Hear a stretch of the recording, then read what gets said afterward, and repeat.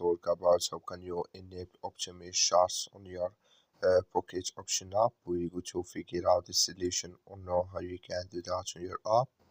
So you just follow these ways, then it's going to work with you. So all you have to do, you just go here above your photo profile, click on it.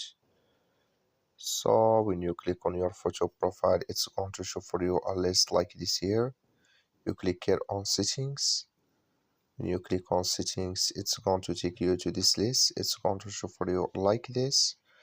Then you click here on chart. When you just click here on chart, so then you come here to optimize chart, just click in this sign. When you click on it, like you see this color show for us, that's mean here optimize charts enable with us now. So that's all you have to do. I wish now you are get it. That's all. Thank you for watching. Don't forget to support us by liking and subscribe.